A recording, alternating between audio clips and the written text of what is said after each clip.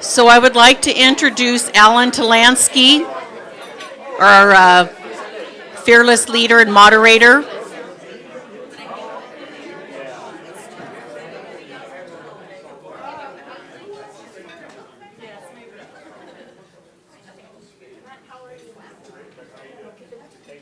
So on your tables, you'll find an advertisement for the Wounded Warriors football game that will be held the day before Super Bowl, and also the Downtown Merchants Association, the city, and the chamber have all collaborated for the Super Bowl, and you'll find a scorecard, 50 fun things to do in San Mateo. And if you take that and you visit all of the merchants and various attractions we have in San Mateo, you'll get a stamp, and then you'll be entered into a drawing for a very wonderful prize. So on that note, I'm going to introduce... Ferrari? Alan's going to donate a Ferrari. Oh, thank you. Well, good morning, everybody, and it's great to see you all here. We have a great meeting today. We have two of our electeds who are here to talk about the city of San Mateo and the county of San Mateo. And it confuses people sometimes, but we are a city of San Mateo along with the county of San Mateo. Joe Goethals is going to speak for the city. And we have for the county, Carole Groom, who's talking to the chief over there. Okay. Also, Maureen Frechette is here today, our recently passed mayor, who is a wonderful council person. And I want to say I didn't understand what it was like to be an elected until I tried to be one. It is not easy. It is a life in itself just to get elected, and then it's a life in itself to do the job after you get elected. It's like, be careful what you ask for, because whenever you ask for it, and I see what these people go through to get elected, it is surely a great piece of public service to do it.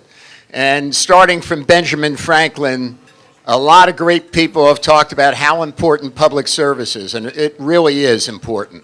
So it's great to hear from these leaders. It's great to see how they feel about the city and what's going on. I'm just making this take a little while so Joe can finish his coffee and start his presentation. I didn't want to rush him because he's the mayor. You can't do that. So, can I introduce you, Joe? Okay, let me introduce Joe Goethals, the mayor of the city of San Mateo.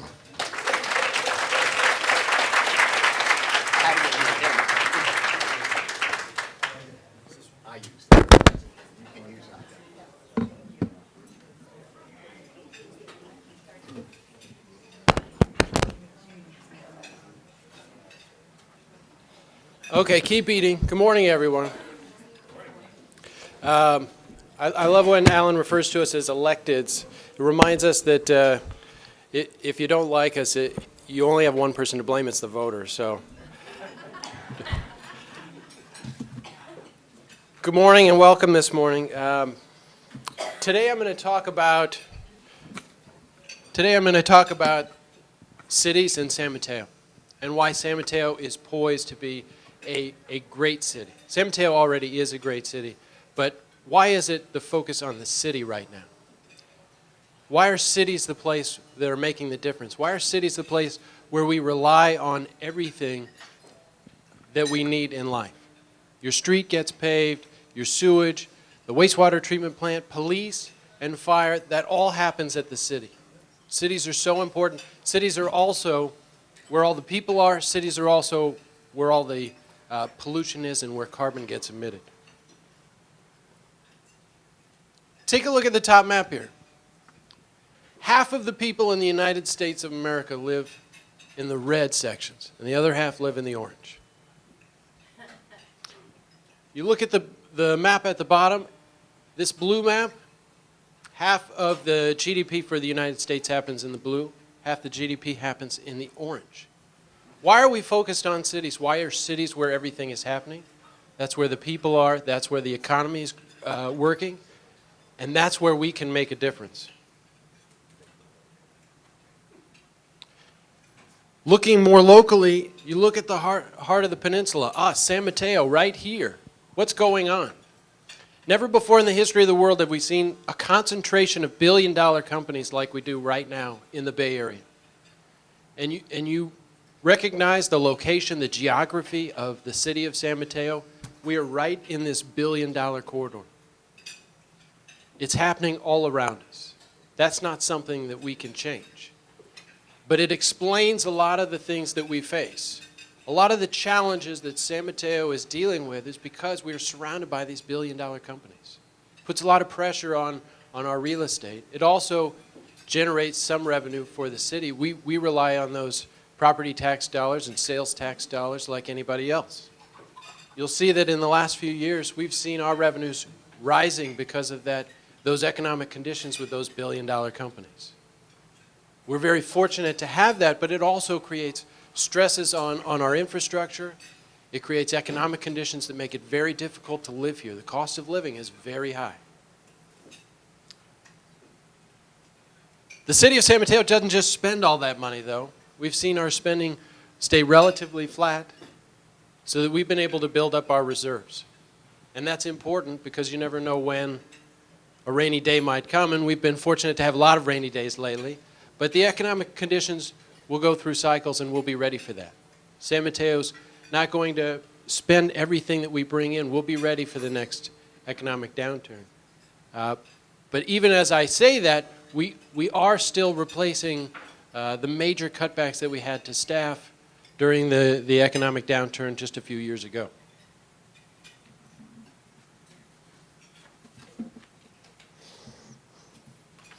And so this year we will be reviewing our staffing levels to make sure that we are providing the residents of San Mateo with enough police officers on the street downtown, with enough traffic officers to keep cars and pedestrians and bicyclists safe.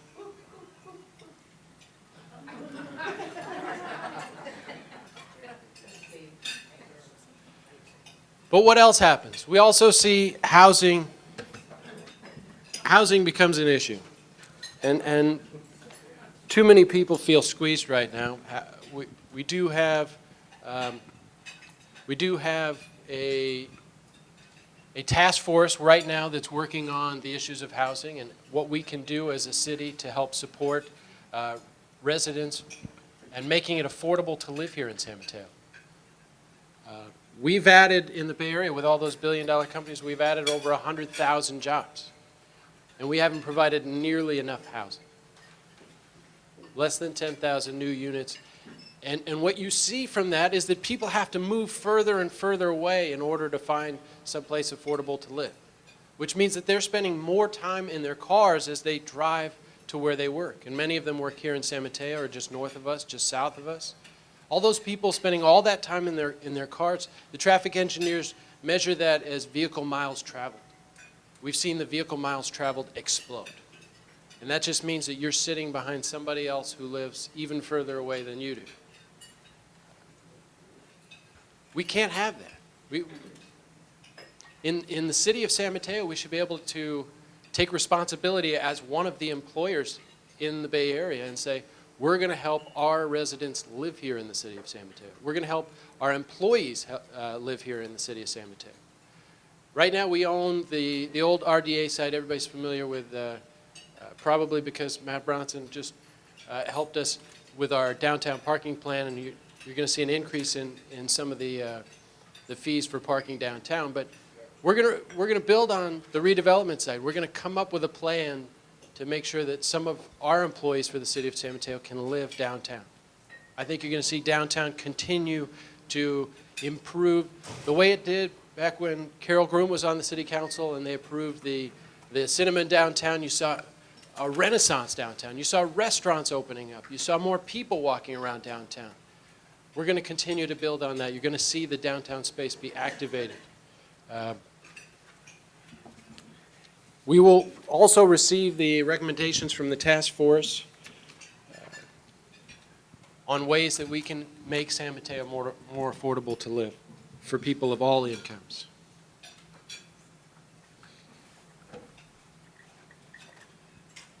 Infrastructure investment. So I referenced those voters a minute ago. The voters not only helped to get me elected, the voters also passed Measure S. Measure S is a huge shot in the arm for the city of San Mateo. It will give us the ability to invest in our infrastructure like never before. So many of the phone calls that I get during the year are from people who live on a failed street or a street with potholes.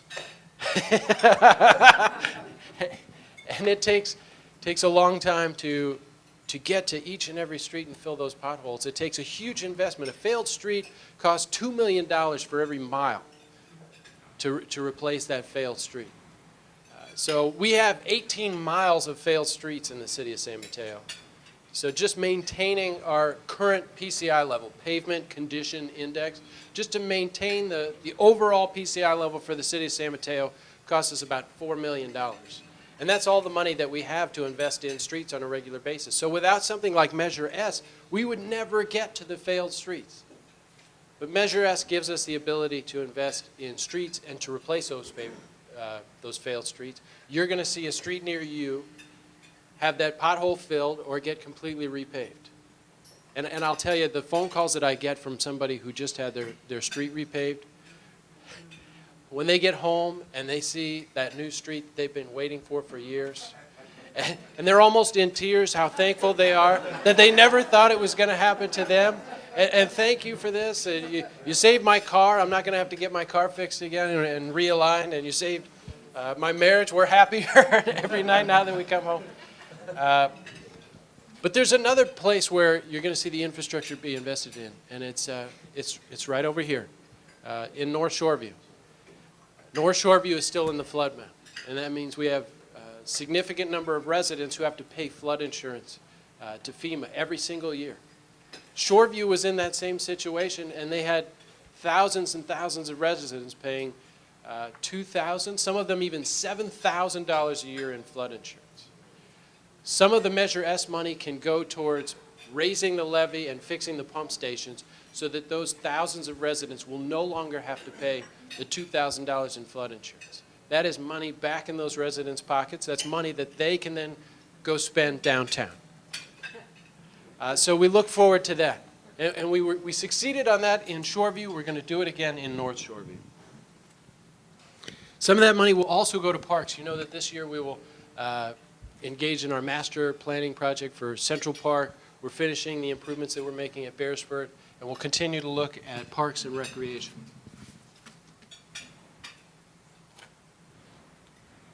Traffic.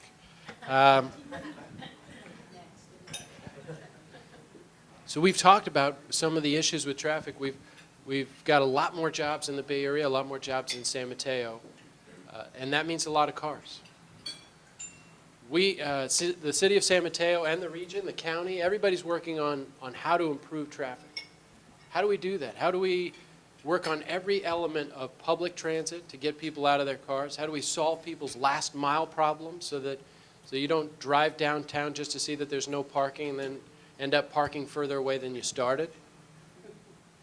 Grade separations. We've been working for a very long time on grade separations. We have $350 million in unfunded capital needs. Capital projects that we don't have the money to fund. Measure S will help that, but also the grade separations are a piece of that. Over $180 million of the unfunded capital needs are the grade separations, and that's money that we're going to go to the TA and to high-speed rail in order to get those funds and bring them back to San Mateo. That's not going to be your tax dollars necessarily. It could be funds that we get from the state or other regional partners. These grade separations will allow flow back to the freeways. It's also going to mean that it'll be easier for buses to get around our city and take people from Bay Meadows to Station Park Green or wherever they're going. We have also made tremendous strides in sustainability. We have an active sustainability commission. We adopted our climate action plan. We have very popular electric vehicle charging stations in downtown and City Hall. We have a car share program.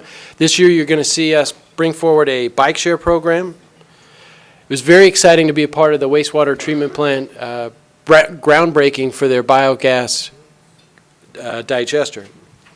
We have taken the biogas created at the wastewater treatment plant and condensed it so that it now can fuel our city's fleet. 500 gallons per day, and it's going to offset a huge amount of carbon that was otherwise being emitted. We'll also come forward with a bike share program. And we've joined PCE. PCE, the Peninsula Clean Energy Program from the leadership of the county, is a game changer.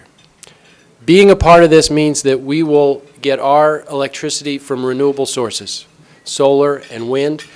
Much of that, or in the early stages, will come from outside the county, but I hope very soon we will be investing in that green infrastructure right here in the city of San Mateo and the county of San Mateo, so that we're producing our own renewable electricity right here.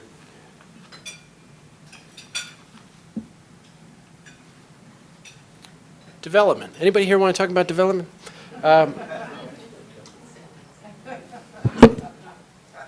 There are a tremendous amount of things going on in San Mateo. We looked at the grade separations. This year you're going to see the Hillsdale Shopping Center come forward with a plan that just wows people. Every time someone hears about what's going on at the Hillsdale Shopping Center, they say, "What is that? Where is that? I want to go there." They're adding a bowling alley. They're adding a luxury cinema. They're going to have a huge workout space. It's going to be a destination where people go for entertainment. They go for recreation, and they might even do some shopping. But you're going to see more and more people walking from Bay Meadows and from Bearsford Hillsdale, walking from Peninsula Station, which is what we're going to call the next Hillsdale train station when it gets rebuilt. People are going to be walking here. It's going to be a very pedestrian-friendly village that they will create. Station Park Green, is that done yet? Station Park Green is very exciting. We have made tremendous progress on Bay Meadows. Bay Meadows has added 15 acres of park space. For a built-out city to add 15 acres of park space is an incredible achievement. Not mine. I think it mostly belongs to the city councils that came before me. But Station Park Green is a part of that. Station Park Green is adding 2.5 acres of park space. So we look forward to that very much.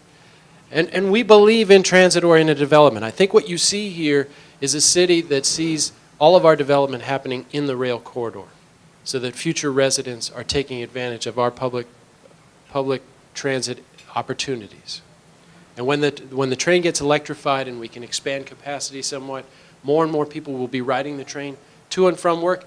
Even people like me, I'll be walking downtown to hop on the train to take just the 2 stops to the Hillsdale Shopping Center so that I can go get something to eat or go bowling or go to a movie with my family.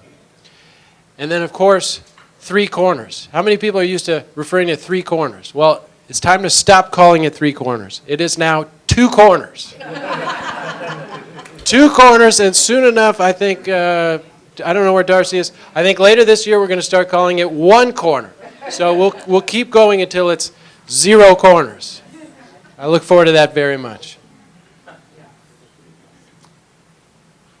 This is our 50th anniversary of the Japanese Tea Garden. We'll be celebrating that in August. So exciting that we've had that jewel for so long, and we love our relationship with Toyonaka. They will come out to celebrate with us. That's a fantastic thing for us. We saw an ice rink that some people were excited about. A lot of people came out and used the ice rink. It sounds like something that we'll be able to do again every year and expand on it. It was such a huge success in terms of the number of people. I'd love to see food trucks and more lights and a beer garden. Everybody's really enjoyed it, and many of them went out to dinner downtown afterwards. Central Park is the best. Central Park is not going anywhere. I don't want anybody to worry about Central Park. The only thing that we'll be doing is enhancing it and making sure everybody has the opportunity to enjoy it. But we'll go through our master planning process to see how we can make it even just a little bit better. We saw the Los Prados fields get turf this year. The kids were so excited. I was out there. Jerry Hill was out there. Paul Council was out there. We had a great time opening it up. The AYSO folks said, thank you so much for doing this. Last year we had to cancel the playoffs. The fields were in too bad a shape. We just couldn't play. We didn't have a winner. We couldn't have any playoffs. There was no winner. So that'll never happen again. And very excited at all the recreational opportunities that we provide for kids in San Mateo. Public safety. I'm going to tell you my favorite thing about this slide is that it is slide number 18 or something. We don't live in a place where public safety is slide number 1. And I'll tell you, there's plenty of places where public safety is slide number 1. I used to work in one of those. But this is, we have such a luxury to live in one of the safest communities in the world. This is the second safest county in the state of California, one of the safest places that I know. We have very hardworking public safety, both police and fire. We've got Chief Healy and Chief Mannheimer here today with us. We just keep giving them the tools and technology and training that they need, and they keep making us the safest community that I know of. So.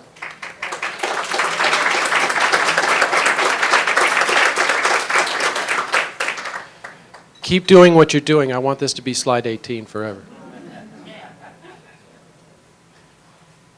Something special, something unique, something that makes us great is the level of engagement that we see from our citizens. You go out to the Taste and Talk series, or you come to Good Morning San Mateo, or you go to the Downtown Forum, or you go to one of the traffic forums that we're conducting right now, and what you see are a whole bunch of residents who are excited, who want to make San Mateo great, who love what San Mateo is and think that it can be a little bit better. There's a belief right now that we can solve our problems or make everything just a little bit easier for folks. Just make it a little bit easier. Raise the levy so I don't have to pay that flood insurance. Just make it a little bit easier for me to get the freeway, build that grade separation so that I can get to Bay Meadows. Just give me a little bit more parking downtown. We can make those changes. And what we see are people showing up time and time again to engage in that process. This is advanced citizenship. These are people who don't have to take their dinner time and show up at a meeting, but they do. And they improve the city because of it. I am so thankful for that. It makes my job so much easier. But what else makes the city great? The people. And I've already referred to some of the people in this room, but staff and our leadership at the city level make my job so easy. You can't have a great city without great leaders. Whether it's the San Mateo United, whether it's the Downtown San Mateo Association, whether it's the Chamber, or whether it's our staff, they have a great sense of humor. And they're not afraid to get their hands dirty. I am so thankful to Larry and to the staff that we have at City Hall. They make this a great city, and we owe it all to them and to the residents. I'm going to take a step back now for just a second. I'm almost done.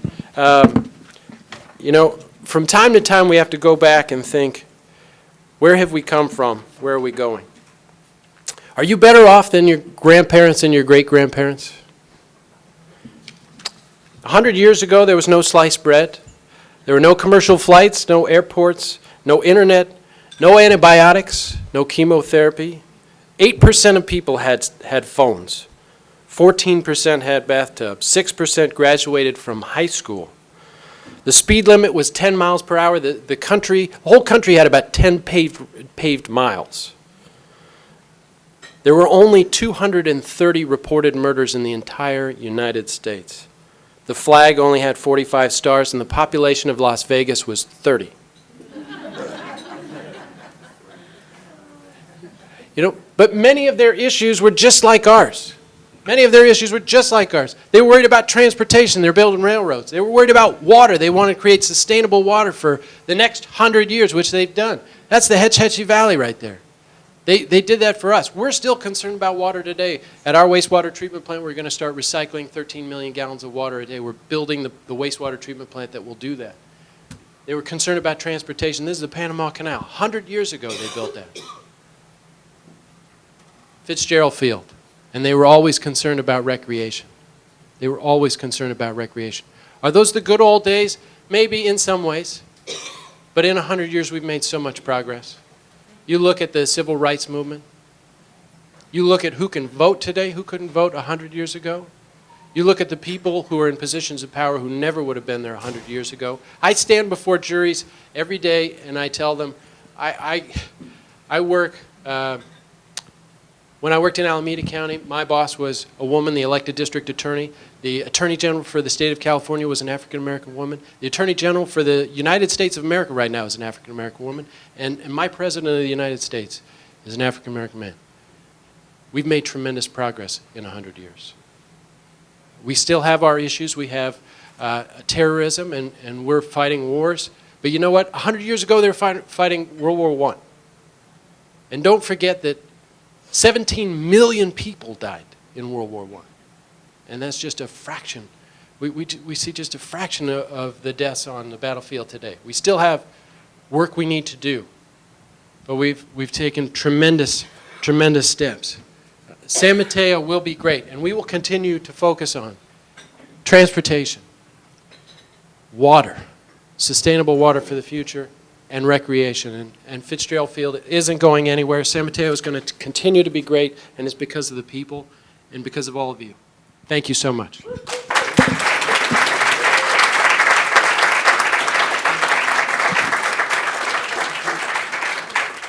Thank you, Joe.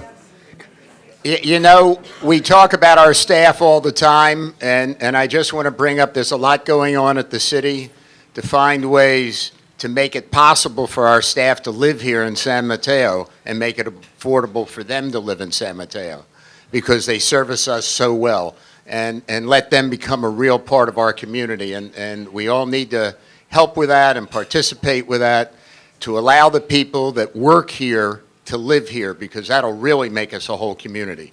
So I'd like to introduce Carole Groom, Supervisor Carole Groom, who has a couple words to say to us, and then we might have a chance to ask these great people some questions. Carole. Thank you.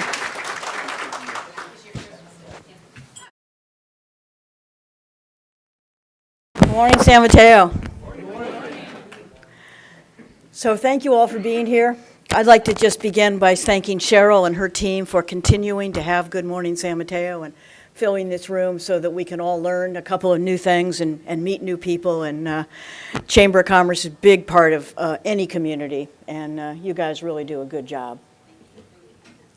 Thank you, Joe. And I want to say just a word about Mayor Maureen. What a wonderful year you had. And congratulations on all the great things that happened while you were mayor. And Joe, you got big shoes to follow.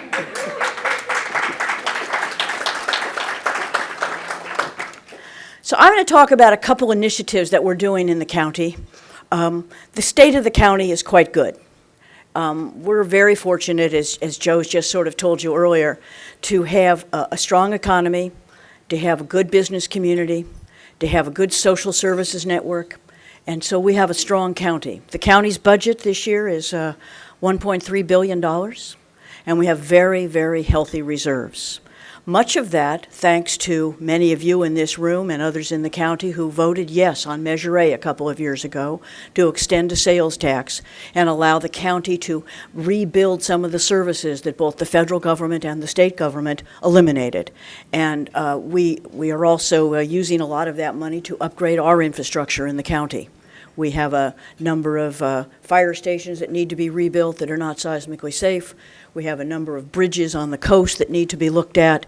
We have a number of flooding issues on the coast, and so we are really laying out also a good public works plan. So let me talk about some initiatives first. I've talked to you a little bit about the Big Lift, which is a third grade reading initiative. You know, we're not happy that 45% of our children arrive at third grade without being able to read at third grade. We're not happy about that in that county. And so we've been able to put together a program called the Big Lift, which is now underway in 4 school districts with 800 children having 2 years of quality preschool. So they will arrive at kindergarten ready to learn and by third grade, we know that they are going to be ready to read. 800 kids in South San Francisco, in Daly City, in Half Moon Bay, and in La Honda Pescadero. Those are our first 4 school districts that we are funding for the 2 years of quality school. We're going to do a summer reading boot camp, summer reading barrage this year. We're going to have, we think, over 1,000 kids who will spend 5 weeks with 8 hours of good reading and fun activities. We'll partnership with our San Mateo County Library System as well as the Bell Learning Center, and we will put some really great kids into this summer program. So that, one of the problems with, we learned when we were doing research before we started Big Lift, is that summer learning loss is a big problem, and Joan is shaking her head. So we're hoping to kind of begin to stamp out summer learning loss and make the kids have a period of summer that's a lot of fun while they're learning. It won't be studious and rigorous. It'll be fun. They'll be doing things like reading a book and then going on a field trip, or reading a book and then doing an art project. And so better people than me are creating this, but it's going to be a good thing. I'd like to add a little bit to what Joe said earlier about the Peninsula Clean Energy Program. Supervisor Pine and I, along with your Sustainability Commission, gave us a big kick to get this going and said, let's really do a big project. So Peninsula Clean Energy is almost created. Mayor Goethals has chosen to give the Mayor's Award at the Chamber Dinner to the Citizens Advisory Committee, all 35 of them, who have toiled and worked hard a couple of nights a month for the last year or so. But we have formed the Joint Powers Authority. The city of San Mateo was the first city to sign up and pass all the ordinances. So the full members are now the County of San Mateo, the City of San Mateo, and Atherton. 3 more cities have passed the first reading of the ordinance: Menlo Park, Half Moon Bay, and East Palo Alto. And Dave and I have been going to every city for a study session or the first reading or the passing of the resolution, because we want everybody to know that this is a full partnership as we will embark on a long-term 50% renewable, 50% other sources of power for this county. Not against PG&E, but a partner with PG&E. We don't want our friends at PG&E to think that we're not happy with them, but we believe that we can produce renewable sources quicker and deliver them quicker to the people of this county with a parity of rate. We really believe that we can deliver this product with a rate equal or below what your PG&E bill has been up to now. The Joint Powers Authority, which will guide this and be a separate and distinct from all the local government, will begin in March. And we really look forward to having at least 11 to 12 cities at that first meeting. So we're really, this is a very exciting program for this, and to do it county-wide. Others have done it citywide, others have done it with 2 or 3 connected cities, but to do it county-wide, and our goal, of course, is ultimately all 20 cities will be part of this. And now I'm going to say a word or two about affordable housing. We, like every city, the county has been besieged with people who live not just in the unincorporated area, but all over with exorbitant rents, unfair evictions, new ownerships, giving eviction notices to people who have lived in apartment buildings or in rental homes for a long time, and like you at the city, we have heard from them loud and clear. I asked, last year when I was president of the board, I asked Don and Warren to co-chair a housing leadership gap, joint, some sort of committee. We didn't know really what it would look like. They have the 2 largest unincorporated areas in the county, so they have the most housing available, not available necessarily in the county. So we've ended up with close to 55 people on this task force. We invited every city. San Mateo was one of the first to sign up, of course. But we've invited every city. We have invited for-profit developers, not-for-profit developers, the League of Women Voters, the Legal Aid Society, both from East Palo Alto and county-wide. We have lots of not-for-profit organizations that either deliver housing or provide services for people who need housing. So we have kicked that off with a number of speakers. Now the group is breaking into workshops to start identifying not just problems, but solutions for those problems. And I hope to deliver their final work in the next couple of months. In the meantime, we as a county said, we need to be part of this solution. We just can't all sit around and talk about it. And so we have put $18 million into various programs for affordable housing. Some of it is requests for proposals from not-for-profit housing developers to start building housing in unincorporated area where we have land, and working with cities to find land that is available. So we should see that in the next 18 to 24 months. We should start seeing much more affordable housing popping up in various areas. There are currently projects up in Colma, Daly City that are under construction, and there are some in North Fair Oaks that we are starting to work on. But we've also put a $500,000 innovation fund to start having those creative ideas that people come up with, see if we can't figure out a plan to enhance those. So we've also have some secondary units, amnesty, and some rehab programs underway. We're starting a study with some consultants on tiny homes. You know, we've been reading about those for the last 3 or 4 years now, those little micro units that some people are very happy to live in. There's a great example up in San Francisco on 9th that we have looked at. So we're doing that. We're taking a big, bold state movement on mobile parks. Mobile parks, if you've been reading in the paper, in Pacifica, for instance, they're ripe for renovation. And when they are ripe for renovation, that means the people who have been living there for a long time are no longer able to afford to live there. And so we have put some moratoriums on unincorporated area mobile home parks that they cannot be sold and that they are under a temporary rent control until we sort this out and make sure that, again, if somebody wants to renovate a mobile home park, then we'll have a place to move people to. That's what happens. That's what's happening in Pacifica right now. We're looking, like you all are, at a commercial and residential development impact fee, seeing how that works. I think that's something that has to be done countywide. I think if we start doing it city by city or just county, we shoot ourselves in the foot. So we are really looking at that. We're also looking at an overlay affordable housing zone so that we can start designated in our planning. This is where affordable housing goes. That's where it has to go. So that's what we're doing there. We've purchased or developed 330 new homeless beds. One of our long-term goals at the county is to eliminate homelessness within the next 10 years.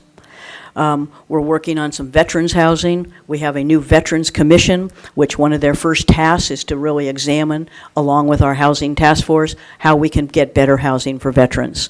We've gotten a big boost from the federal government in the last couple of months. They are putting 300 units down on Willow Road. We will have a number of those for our residents, for our veterans here. Let me talk just a little bit more locally of what some things that I have been doing. Under Measure A, we allocated some funds just for each district. And so it's not a lot of money because we're really reserving Measure A for big projects, but we really wanted to thank the voters who did this and make sure that each area got some certain funds. So here's what I have done so far just with some of the money that's been allocated. We have given the city of San Mateo $66,000 to help with the playground renovation at Beresford. We have given St. James Community Foundation $20,000 for their tutoring program, which fits right in with Big Lift. We've also put $79,000 into a facility upgrade for Envision Shelter Network's First Step for Families over on Villa Terrace. That was getting a little tired, and they have an excellent preschool program that's run by Peninsula Family Service. So, and I've got some other issues that I'm still working on to put some more money into Foster City, Belmont, and San Mateo. So for the future, here's what we're also working on. we've put together, and as you look outside today, an extreme weather task force. It kind of goes with, we're very concerned in the county about sea level rise. We're very concerned in the county, both on the coast and the bayside, and so we're doing a lot of work on sea level rise, but we're also looking now at how we can be more ready for extreme weather. And that task force has already started to meet. We're doing an inventory so that we will have a much better handle on what is a vulnerable area as sea level rise continues to grow. And if you all have some extra time in your life, you might go on the California Coastal Commission's website and read the sea level guidelines that the California Coastal Commission has published. Really a great document, good to learn from, and all of us who are working on this issue, there's some really good ideas. Supervisor Horsley is putting together a drone task force. We've been very concerned what's happening at both the San Carlos and the Half Moon Bay airports, which we operate. There's been some drone issues at SFO, and so we're going to probably end up doing some sort of ordinance to monitor drones. And I don't know if you heard about the little boy that was playing with his drone in the backyard, and it ended up in a neighborhood about 3 blocks over. Somebody could have been hurt. You know, he didn't know, but so we've really thought that we should start looking at that. In March, our new Maple Street Correctional Facility will open. Joe alluded to what a safe county we are. Yes, we are, but there are still people who don't always do good things, and we made the decision several years ago that we needed a new correctional facility in this county so that we could better rehab those people. We were in such close quarters, both at our women's jail and our men's jail, that we were really unable to do proper rehabilitation, serious rehabilitation, both remedial and drug and alcohol rehab and anger management, and be surprised how many people commit crimes that really don't know how to read, aren't computer literate. So we think in the new correctional facility we'll have really good classroom space, really good availability for much better rehabilitation programs. The last thing that we're working on is a livable wage ordinance. We have millions and millions of dollars of contracts with not-for-profit organizations who do some of the work that we need to have done. And most of those folks, again, alluding to what Joe said earlier, don't live in this county. And many of them are people that need to be here on call basis. They need to be here on the weekend. They need to be here like that. So we're hoping that with this livable wage ordinance, which will just be for not-for-profits who do business with the county, we will be able to raise their standard of living by giving them a pay increase of some sort. So again, the state of the county is good. I think we have a wonderful relationship with the 20 cities in this county. We work together well. We all have the same goal, which is always to make sure that San Mateo and San Mateo County is the best place to live, work, and raise a family. And that's my goal, and will continue to be my goal as long as I'm serving all of you. So thank you very much.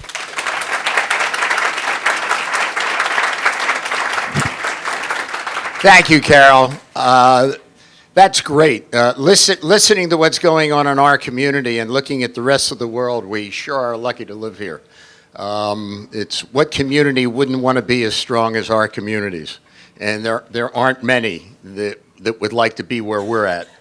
I'd now like to thank PG&E, who's the tabletop sponsor who arranged breakfast for us this morning, and thank you very much, PG&E. And I'd like to bring up Cheryl Angeles, who is the CEO of the Chamber, to give you a whole list of goodies that are going on. Oh, you only need a minute? Does anyone have any questions for Joe or Carole? Come on, there must be a question somewhere.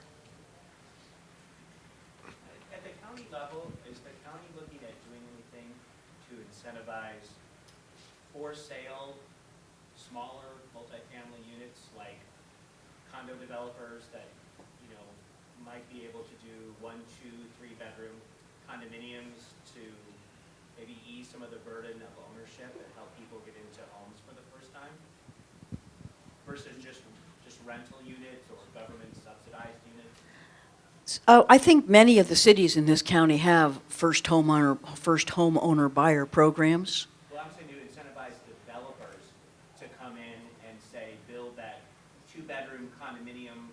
project that might be under the median home price, but it's still kind of it's done by the developers. Well, yeah, I mean, we actually don't have a formal program, but as I said earlier, we are putting out RFPs, including almost $20 million for people to come and build affordable housing. To rent or to own? It's probably mostly going to be rental, but that depends on what kind of applicants we get. Any other questions? Okay, well, in that case, Cheryl? Thank you, Alan. Thank you, Supervisor Groom and Mayor Goethals. So we have a very important event coming up, our Business Awards dinner to recognize businesses in our community that are giving back. And this year, we are happy to announce that small business is Fast Signs, medium business is United American Bank, the large business is Fish Market. They employ over 700 people. The newcomer award is Presidio Bank. Good Neighbor is Cuvée Winery. Spirit Award, Sue Lempert. Our ambassador of the year, I'm very pleased to announce, is Giovanni Casaus, and because he donates all of his time, he comes to all of our events and takes pictures, so I think he really deserves the award. It's really helped our Facebook and our website. Thank you so much. Our Green Award is going to Solplicity for all of their innovative solar panels that they're putting all over San Mateo. Thank you. And if you sign up with Solplicity, they are generously giving back $500 to the chamber. So we've had several people that have taken advantage of that offer, and it's just a very generous thing to do. Thank you. The Family Award is our Henry Turong with Mariner Advanced Pharmacy back there. And Community Award, San Mateo Daily Journal. The Mayor's Award, very exciting, Peninsula Clean Energy, good, very good idea. And then the President's Award, it's a surprise.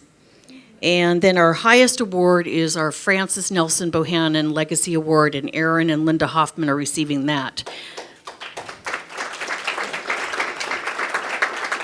So please, please, please join us that evening, February 11th at the Marriott.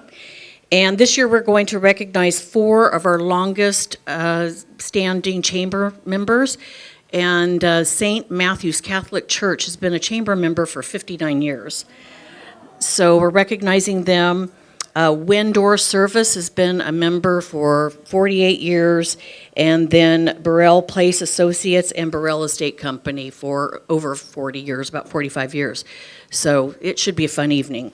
We also have a new program we started with former Mayor Fresquet, Women in Action, and so our next event will be February 1st, and it's here in this room. It's for women only, I'm sorry. Wait a minute, are all women invited to this? All women, yes. Okay. And so the speaker is Dr. Sarah Hart from Stanford, When Enough is Enough. And our business after hours is here on January 27th. We're spending a lot of time at Poplar Creek Grill. And then the Rotary, the San Mateo Rotary Club, and the Chamber are putting on a joint mixer at Presidio Bank on February the 18th. And annual Bowling for Business, May 26th. We're having a new event, the Clam Bake, on July 22nd. And then our San Mateo Bacon and Brew, hopefully for 2 days, the October 1st and 2nd. I just told Matt we needed to talk next week about that. Can you tell us what happened at the Business Summit?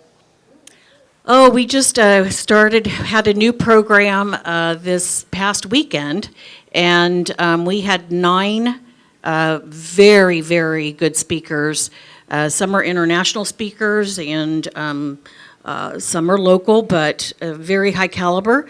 Then they spoke, it was, to target mainly small and medium-sized businesses, and they spoke on marketing, sales, branding, how to speak in front of people. It was very, very good.